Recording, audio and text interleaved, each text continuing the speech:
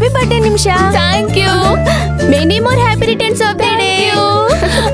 Happy birthday Nimisha. Thank you so much. Happy birthday Nimisha. Thank you. Thank you.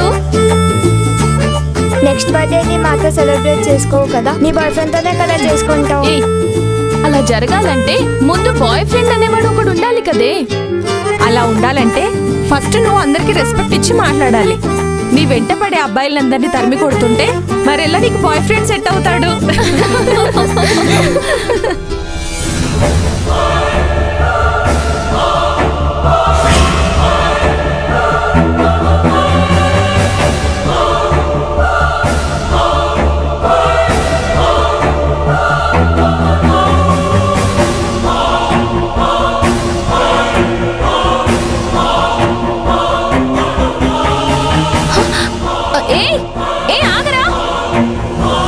Daddy cake తెప్పిద్దాం. Cut చేయదు. కుక్టేష్, కుక్టేష్ అయ్యా వెళ్ళి కేక్ తీసుకురా. అలాగేనయ్యా. త్వరగా రా.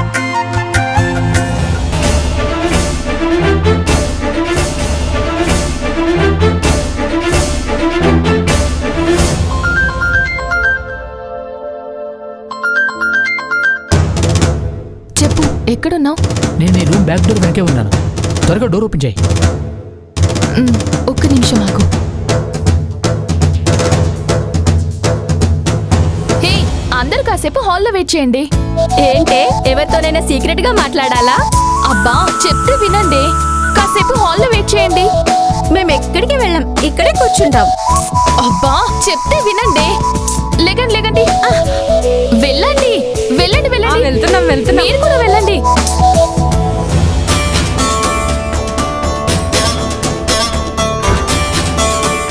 హాయ్.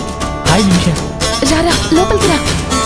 పద త్వరగా. అమ్మా, ఏంటి అలా చూస్తున్నావు?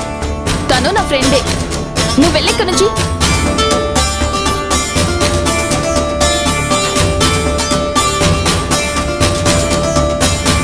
రేణుకా ఆగాగు. ఇటువైపు ఒకడు వచ్చాడు, చూసావా?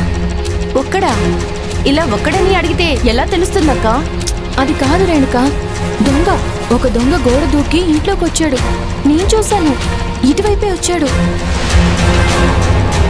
ఎవరైనా చూశారంటే ఏమవుతుందో తెలుసా? ఎవరు చూడలేదు కదా, ఎందుకు టెన్షన్ పడుతున్నావు?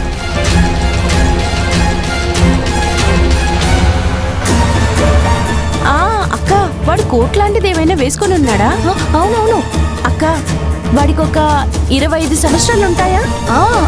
ఉండొచ్చు ఉండొచ్చు. వాడే. వాడిని ఎక్కడైనా చూసావా? అక్క, ఇప్పుడే చూసానక్క. వాడు నిమిషమ్మ రూమ్ లోకి వెళ్తుంటే చూశాను. ఎవరో ఏంటోలే అని అడగకుండా వదిలేశాను.